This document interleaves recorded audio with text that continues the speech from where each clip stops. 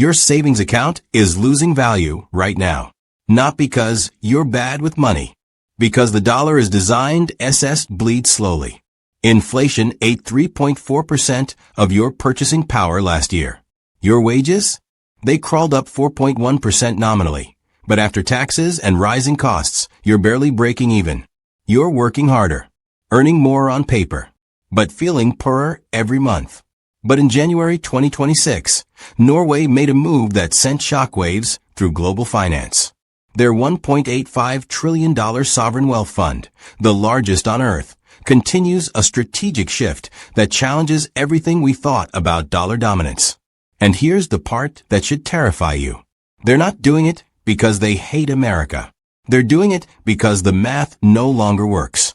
By the end of this video, you'll understand the 3 financial systems Norway has built that make them immune to the chaos that's draining your bank account right now. And you'll see why their financial strategy isn't just a Norwegian story. It's a warning. Let's investigate. Chapter 1. The dollar's invisible tax. Here's what they don't teach you in high school economics. The US dollar isn't just currency. It's a system designed to extract value from holders to pay for government spending. Since 2020, the Federal Reserve expanded the money supply by nearly 27%. That's not a bailout. That's dilution. Your dollars didn't disappear, they just bought less. Meanwhile, your credit card interest rate? 21.5% average. Student loan debt? $1.77 trillion. Medical debt? $220 billion. You're not using the dollar. The dollar is using you. Now look at Norway. Their currency, the krone, isn't backed by debt. It's backed by a $1.85 trillion oil fund that owns 1.5% of every stock on Earth. When the dollar sneezes, Norway has cushions you can't imagine.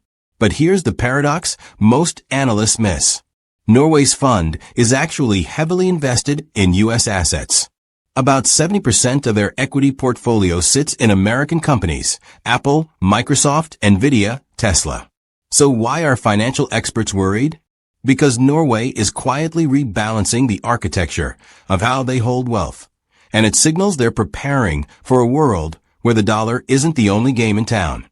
Chapter 2. The 3 systems America doesn't have. 3:30 to 7 o'clock. Here's where it gets interesting. Norway isn't abandoning the dollar dramatically. They're building 3 financial systems that make them resilient to dollar instability. Let me show you. System 1. The Sovereign Wealth Shield. Every barrel of oil Norway pulls from the North Sea, the profit doesn't go to politicians or corporations. It goes into a national savings account managed by an independent entity with one rule. Spend only the returns, never the principal. That fund generated $270 billion in returns last year. That's $49,000 per Norwegian citizen, without touching the principal. America's 2025 deficit? $1.8 trillion. You're not building wealth. You're inheriting debt. Pause for a second. If the U.S. had created a sovereign wealth fund in 1990 instead of cutting taxes for the top 1%, you'd be living in a different country right now. Do you think that was a mistake or by design? Drop your answer in the comments. I'll respond to the first 50. System 2. The Universal Safety Net. Here's the American nightmare. You get sick. You go to the hospital. 6 weeks later, you get a $47,000 bill for a surgery that took 90 minutes. Your insurance covers $30,000. You're on a payment plan for the next 5 years. Norway? 0 medical bankruptcies. Not because they're rich. Because healthcare is a public utility, not a profit center. U.S. per capita healthcare spending. $12,555. Norwegian per capita spending. $7,065. You pay 77% more and get worse outcomes. But here's the kicker. Because Norwegians aren't drowning in medical debt, credit card debt, or student loans. They don't need dollar-denominated assets as their only safe haven. Their krone is stable because their people are stable. System 3. The Energy Independence Engine. Let's talk energy. In America, gas prices dictate elections. One hurricane in the Gulf, one OPEC meeting, one pipeline hack. And you're paying $5 per gallon. Norway? 98% renewable electricity. They heat their homes with hydropower. They export oil and gas to Europe, but they don't depend on it domestically. This is the secret. Norway decoupled their economy from volatile energy markets. When oil prices crash, their lights stay on. When the dollar weakens, their pensions stay funded. They engineered financial resilience. You're living in financial fragility. Chapter 3. Why 2026 is the turning point. So why now? Why is Norway's financial strategy becoming a global conversation this year? 3 reasons. Reason 1. The debt spiral. U.S. national debt just crossed $36.2 trillion. Debt to GDP ratio, 123%. That's more than the defense budget. More than Medicare. You're not paying for services anymore. You're paying interest on old debt. Norway looked at that math and said, we need buffers. We need diversification. We need alternatives. Reason 2. The BRICS conversation. In 2024, BRICS nations, Brazil, Russia, India, China, South Africa, announced discussions about a common unit of account for trade. It's not a circulating currency yet. There's no commodity-backed BRICS dollar you can hold. But the conversation itself is the signal. The world is exploring dollar alternatives.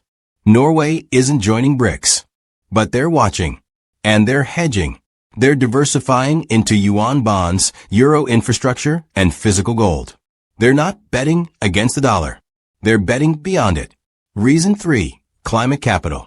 Here's the part most analysts miss. Norway is reallocating capital from fossil fuel companies toward renewable infrastructure. Not because they're woke. Because the returns are better. They're not leaving the dollar for ideological reasons. They're repositioning because the future is denominated in different assets. And those assets aren't always dollar-based.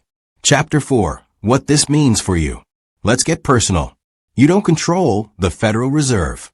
You can't stop Congress from spending. You can't force your employer to raise wages faster than inflation. But you can learn from Norway's playbook. Lesson 1. Diversify or die. Norway doesn't hold assets in just one currency or one market. Neither should you. Consider index funds with international exposure. I-bonds, inflation-protected U.S. savings bonds. Even small allocations to gold or Bitcoin as hedges. You don't need millions. You just need a plan that isn't 100% dependent on dollar stability. Lesson 2. Build your own safety net. You're not getting universal healthcare. You're not getting free college. So build the Norwegian model in miniature. 6-month emergency fund. HSA contributions, tax-advantaged healthcare savings. Side income streams that aren't W-2 dependent. Real talk. How many months of expenses do you have saved right now? If the answer is 0 or less than 3, you're one medical bill away from catastrophe. Tell me in the comments what's blocking you. I'll share resources. Lesson 3. Demand structural change. Norway didn't get here by accident. They voted for politicians who created the oil fund in 1990, refused to privatize healthcare, invested in education and infrastructure. You can demand the same, not by hoping, by organizing. So here's the bottom line. Norway isn't dramatically fleeing the US dollar, but they're preparing for a world where it's no longer the only anchor. They've built systems that prioritize citizens over debt, stability over speculation, and future generations over quarterly earnings. Meanwhile, you're told to work harder, save more, and hope inflation doesn't devour your retirement. But knowledge is the first step. Now you understand why a $1.85 trillion fund is quietly diversifying. Now you can ask, what am I going to do about it? If this video just shifted how you see money, work, and the American system, you need to subscribe. Because next week, we're breaking down Norway's 4-day work week experiment and why it's making workers more productive, not less. This is the data the system doesn't want you comparing. Hit subscribe. Join the investigation. Question of the day. If you could trade your current financial system for Norway's, but it meant paying 40% income tax and giving up billionaire worship, Would you do it? Yes, no, or it's complicated? Drop your answer below. Let's debate. I'll be in the comments for the next 2 hours. Let's talk.